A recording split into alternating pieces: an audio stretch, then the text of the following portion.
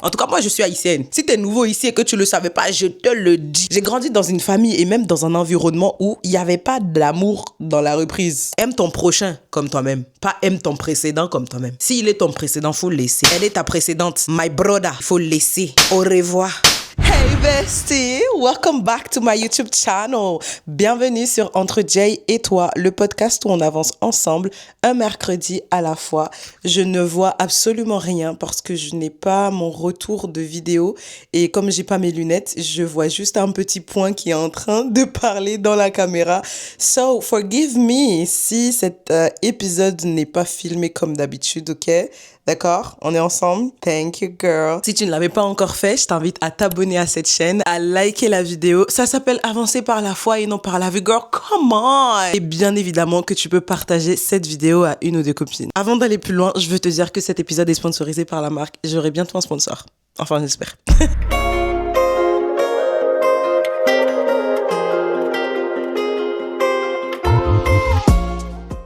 M'a été posée cette question. Hey, alors j'ai une question pour ton podcast. Je viens de te découvrir, j'ai hâte de voir ce que Dieu va faire. Girl, on est deux. Comment entretenir de bonnes relations avec les autres, reprendre avec amour, mais aussi pardonner. C'est une question très précise, mais ça me turlupine tellement. Donc voilà, thanks, girl. You're welcome. En vrai, j'ai vraiment hâte de répondre à cette question parce qu'en fait, elle touche un sujet que j'aime beaucoup, qui est la relation avec les autres, les relations avec les autres.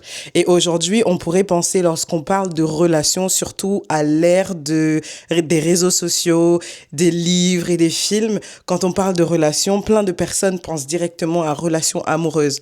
Or, dans la Bible, bien évidemment que je veux parler de la Bible, girl, come on, let me take my Bible. Dans la Bible, la relation que Jésus nous demande d'avoir en premier, c'est la relation avec Dieu, puis la relation avec nous-mêmes et la relation avec les autres. Ou bien c'était l'inverse, la relation avec les autres, puis la relation avec nous-mêmes. Vous connaissez ce fameux verset qui dit « Tu aimeras ton Seigneur, ton Dieu, de tout ton cœur, de toute ton âme et de toute ta pensée, et tu aimeras ton prochain comme toi-même. » Donc l'amour du prochain vient avant l'amour de soi. Mais avant même d'aller dans la Bible, venez, on rewind, d'accord? Je vous ai déjà dit que j'adorais apprendre, donc bien évidemment que je suis allée étudier pour cet épisode. Bien sûr que je vais pas vous dire ce que moi je pense des choses, je vais vous donner les faits en fait. Period. Au tout début, je vous ai dit, en premier, lorsque les gens pensent à relations, ils pensent des relations amoureuses. Mais nous deux là, on va parler des relations avec les autres, les amis, les copines, les gens à l'église, la famille, etc., etc. Et on va pas se mentir, les relations, peu importe lesquelles, amoureuses, famille, amis, église, travail, c'est compliqué. Girl, ce n'est pas parce qu'on aime une personne aujourd'hui que demain on va pas se disputer avec elle. Ce qui fait des relations une chose aussi compliquée et belle, c'est qu'on peut aimer quelqu'un et se disputer avec elle. Maintenant, là réside dans le fait de savoir comment gérer ces relations malgré les disputes. Et je veux juste te dire un truc. Le vrai problème des relations, c'est pas en réalité les gens. Ça vient de plein de choses. Un message qui est mal compris, un ton qui est mal apprécié, quelqu'un qui répond pas du tout, ou alors quand elle répond, les réponses sont sèches. Donc, il y a plein de choses extérieures qui peuvent venir influencer la qualité de nos relations. Et bien souvent, les relations se dégradent parce qu'il y en a un qui ne parle pas clairement ou qui ne parle pas du tout. L'année dernière, ma sœur et moi, on a fait une étude et on a découvert que la majorité des divorces provenaient du fait qu'il y avait une mauvaise communication dans le couple. Donc, beaucoup de relations, encore une fois, amoureuses, travail, église, maison, amitié, peuvent se casser parce qu'il y a ce qu'on appelle un manque de communication. Bien évidemment que t'es pas au courant, donc je vais te le dire. Il y a 3 ans, j'ai fait une licence en coaching de vie. Le but de cette licence, c'était d'accompagner les jeunes de mon ancienne église dans un pôle qui s'appelait Relations d'aide. Et j'avoue qu'au début, je voulais grave être coach de vie, genre. J'aime trop parler aux gens, j'aime trop écouter les gens.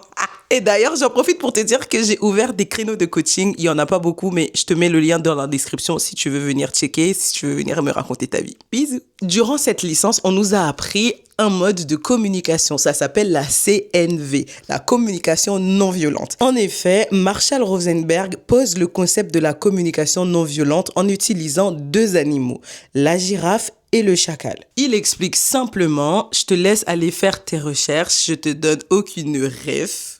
C'est comme ça que ça marche ici. Voici le mode de communication du chacal. Le chacal accuse, il critique et il juge. A contrario, nous avons la girafe.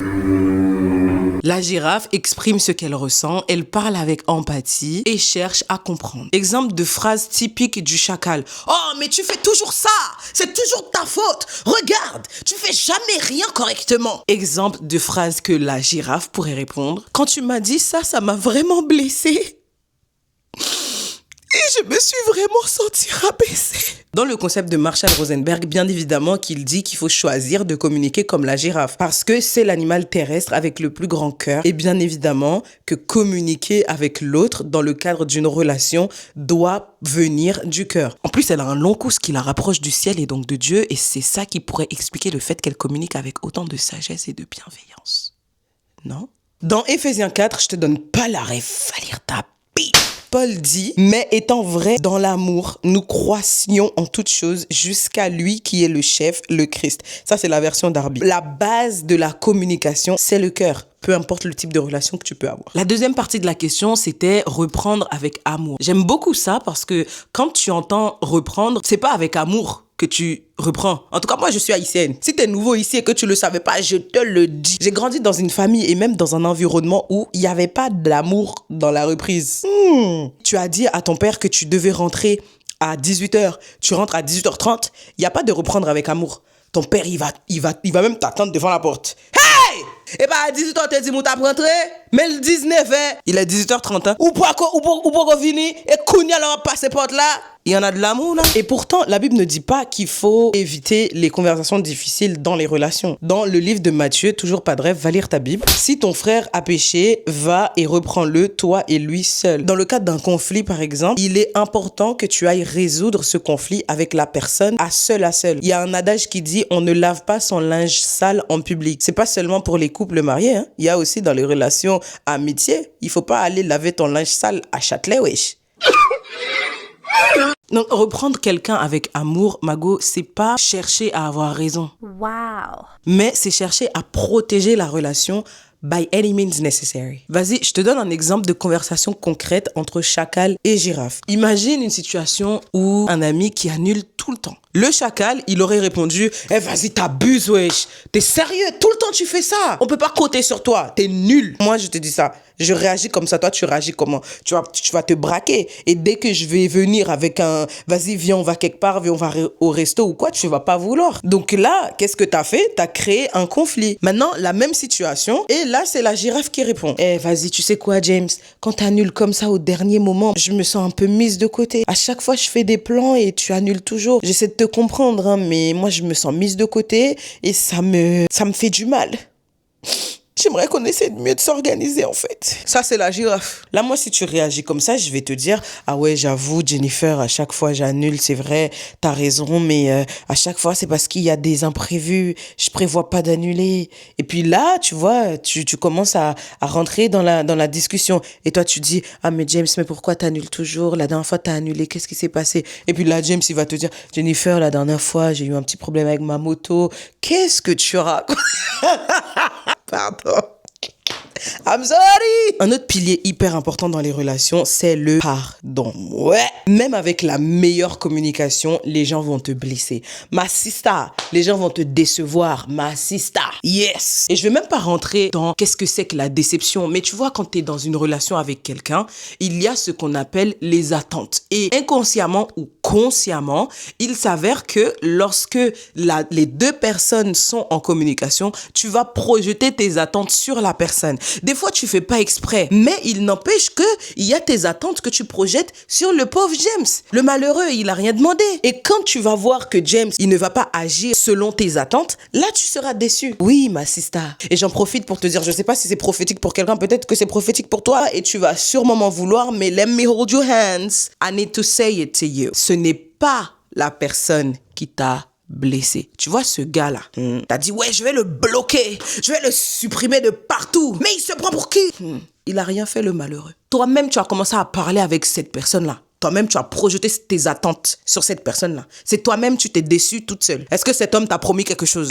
Cette femme-là, elle t'a promis quelque chose? Non, c'est toi-même, vous avez commencé à parler, c'est bon, tu as cru qu'il y avait quelque chose. On t'a rien promis. Oh, Wesh, c'est bon, je suis énervé. Et puis, vous allez dire, oh, tous les hommes sont pareils. C'est faux et pas vrai. Anyways, le pardon dans les relations, c'est important de savoir comment et pourquoi pardonner dans les relations. Qu'est-ce que la Bible dit?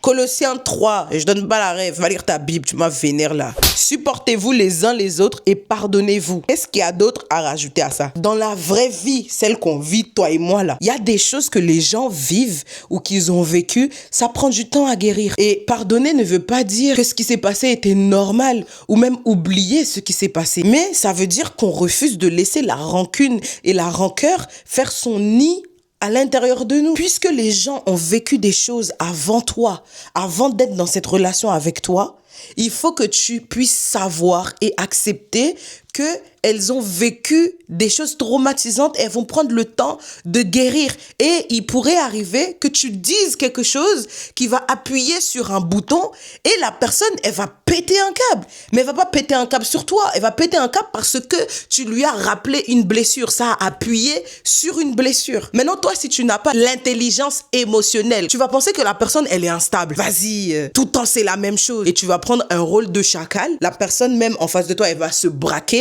Il va y avoir des conflits dans ta relation pour rien. Alors que si tu avais fait de la place, une ouverture à la discussion, tu aurais pu éviter tout conflit et tu aurais même pu ouvrir une fenêtre pour que la personne elle puisse continuer à guérir. Je veux dire un truc aussi, là c'est off script. Vous savez, lorsque Dieu permet que vous rencontrez quelqu'un, là je parle tout type encore de relation, ce n'est pas pour rien.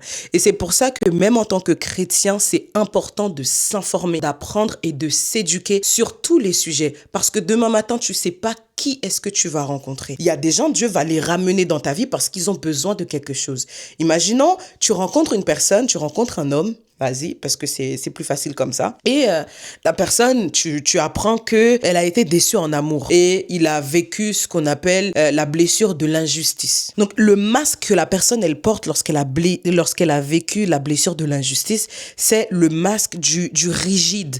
La personne qui se braque. Dès que tu la vois, on dirait elle est froide, elle est disciplinée, une grande maîtrise. Elle se dit, non, je laisserai pas ça m'arriver. Une fois, mais pas deux. Vous savez, les gens qui disent ça là, une fois, mais pas deux. Donc, tu es en relation avec un homme qui a cette blessure-là. Toi-même, si tu n'as pas l'intelligence émotionnelle, si tu ne connais pas c'est quoi les blessures, les masques qui viennent avec et tout, tu vas dire un truc à cette personne-là. Cet homme va se braquer d'une manière. Tu vas voir, le mec, il va pas parler de toute la journée que vous êtes ensemble. Toi-même, qui n'as aucune éducation, tu vas commencer à appeler tes copines le soir. Eh, vas-y, c'était tellement nul. Eh, le gars, il m'a pas parlé pendant toute la journée. J'ai pas compris, ouais. Vas-y, je vais le bloquer. Il m'a fait perdre mon temps. Alors que miskin, tu as dit un truc qui lui a rappelé ses anciennes relations. Mais toi-même, puisque tu n'as aucune intelligence dans ta tête là, tu n'as même pas vu le moment où il s'est braqué.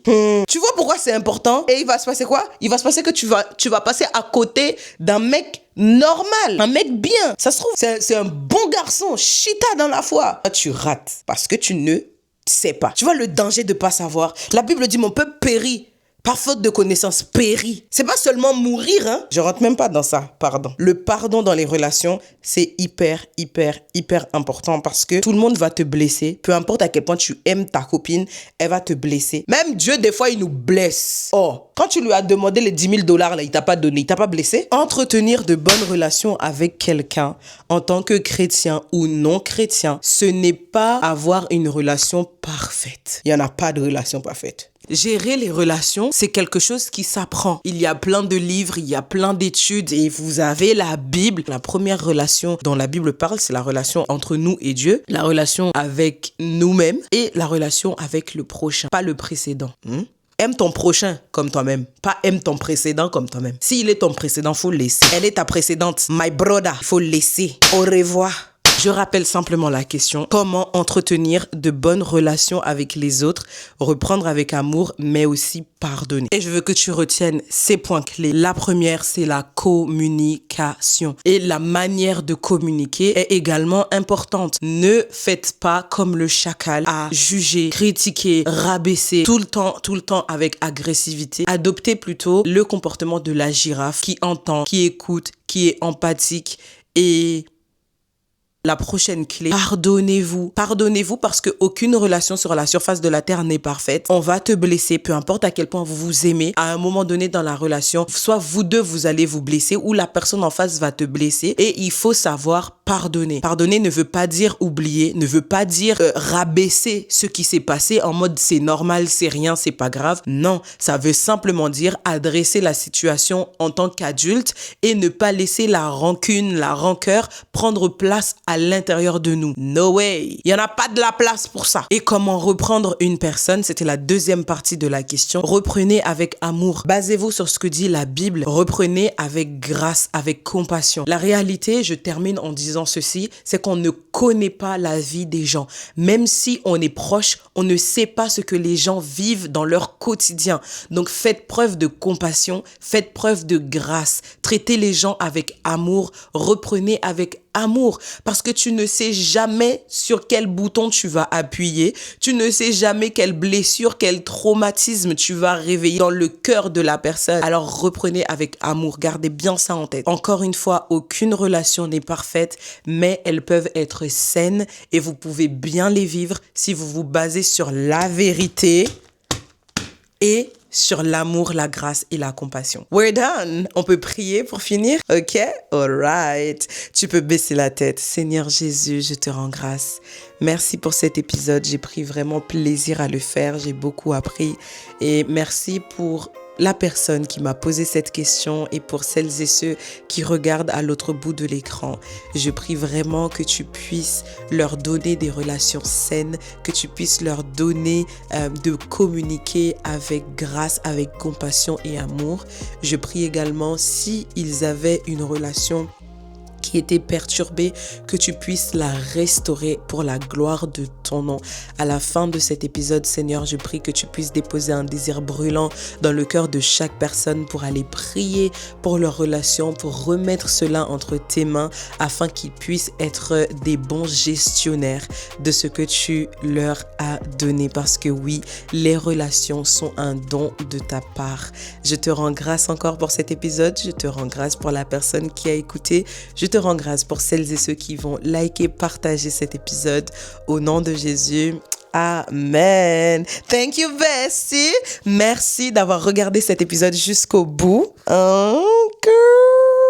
Je suis super contente de l'avoir fait et j'espère que ça a pu répondre à ta question. Si tu ne l'avais pas encore fait, je t'invite à liker cet épisode, active la cloche de notification et bien évidemment, appuyer sur la flèche là qui te permet de partager. Tu vois la flèche là? Vas-y, appuie et puis tu partages à 10 personnes de ta liste de contacts. Voilà, c'est fait. Ok, super. Merci en fait. Si tu as d'autres questions, n'hésite pas à me les faire parvenir soit en commentaire ou en DM. D'ailleurs, follow me as I follow Christ on Instagram. Je te mets mon Insta dans la barre de description. Je t'invite à me suivre et à faire partie de la communauté incroyable que le Seigneur m'a donnée. Et j'en ai parlé durant l'épisode, j'ai ouvert quelques créneaux de coaching. Attention, les places sont très limitées because I don't have too much time, okay? Je te mets le lien dans la description et j'ai vraiment hâte que tu fasses partie de mes coachés en fait. Merci encore d'avoir regardé et à mercredi prochain. D'ici là, bestie, prends bien soin de toi. Salut! Ce qui fait des relations, les relations... En plus, elle a un long cou, ce qui la rapproche du ciel et donc de Dieu, ce qui pourrait... En plus, elle a un long cou, ce qui la rapproche de Dieu et du ciel. Quoi? En plus, elle a un long cou, ce qui la rapproche du ciel et donc de Dieu, ce qui pourrait Ce qui pourrait expliquer, darling. Ce qui pourrait expliquer. En plus, elle a un long cou, wesh. C'est quoi le rapport? Mais finis ta phrase, wesh. Meuf. Tu vois toi, les autres ils sont là, ils ont des studios pour faire les podcasts. Toi c'est impossible que tu ailles sur un studio, tu me fais honte. T'as déjà vu une Bible 360? Jesus is Lord. Une Bible, tu la retournes, t'es au Nouveau Testament. Tu la retournes de l'autre côté, t'es dans l'Ancien Testament. Une Bible pratique, vraiment.